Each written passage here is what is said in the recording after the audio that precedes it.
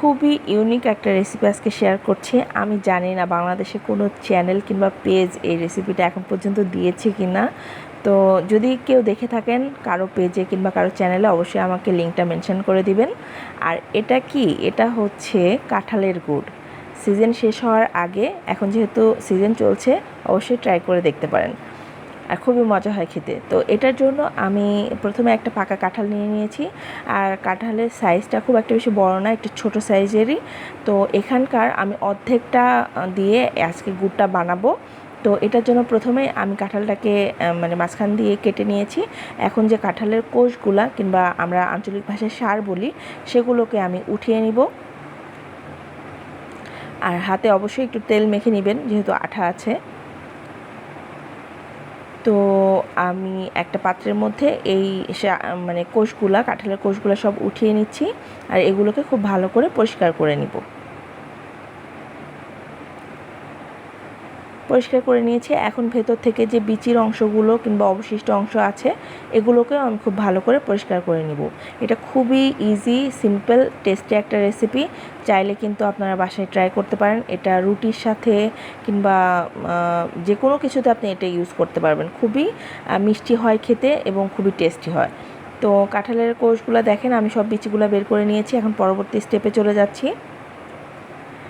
আপনাদের তো একটাই কোশ্চেন যে এখান থেকে রস কিভাবে বের হবে, তো সেটার প্রসেস এখন শুরু করছি।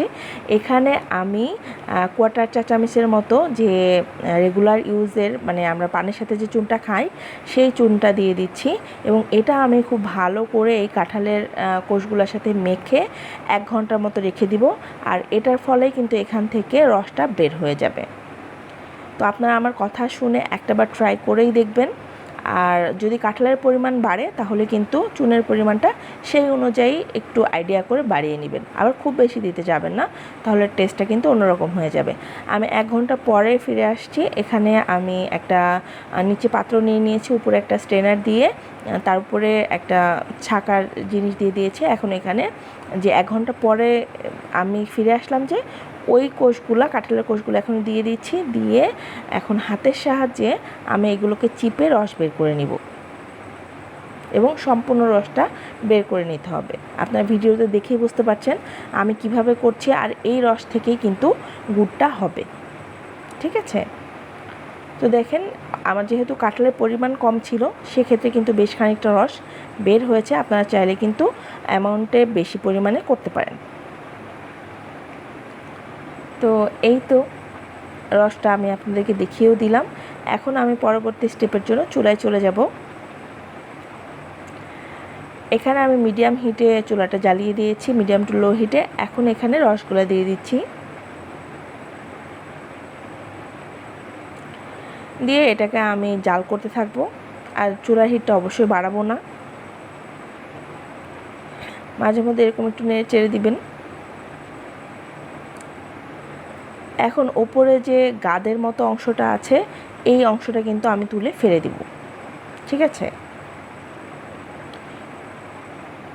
তো এটা তুলে ফেলে দিচ্ছি। কিছুক্ষণ পরে দেখবেন যে নিচে পরিষ্কার রসটা দেখা যাবে। এতে উপরের অংশ আমার পরিষ্কার করা শেষ। এখন আমি মিডিয়াম টু লো হিটে এটাকে আরও 5 থেকে 6 মিনিটের জন্য জাল করে নিব। দেখবেন যে লাল হতে থাকবে 5-6 মিনিট পরে। তখন কিন্তু চুলার আঁচটা আরও লোতে করে দিয়ে এটাকে আমি জাল করে নিব। আর এটা কিন্তু একদম শক্ত গুড় হবে না, যে খেজুরের ঝোলা গুড়টা থাকে সেই টাইপের গুড়টা হবে। আর এটা কিন্তু রুটির সাথে খেতে খুবই মজা লাগে। আপনারা বাসায় একবার হলেও ট্রাই করে দেখবেন, যাদের বাসায় কাঁঠাল আছে। তো এই তো আমার কিন্তু গুড়টা বানানো শেষ। এটা আমার বাসায় যারা যারা টেস্ট করেছে তারা সবাই অনেক বেশি পছন্দ করেছে। তবে এটা টেস্ট অনেকটা খেজুরের গুড় না, মানে আখের গুড়ের মতোই, কিন্তু কাঁঠালের একটা ফ্লেভার আছে। তো ভিডিওটা যদি ভালো লাগে তাহলে কিন্তু অবশ্যই একটা লাইক করে যাবেন। আর বেশি ভালো লাগলে অবশ্যই একটা শেয়ার করে দিবেন, আর যাতে অন্য সবাই এই রেসিপিটা দেখতে পারে এবং বাসায় ট্রাই করতে পারে। ভালো থাকবেন সবাই। আল্লাহ হাফেজ।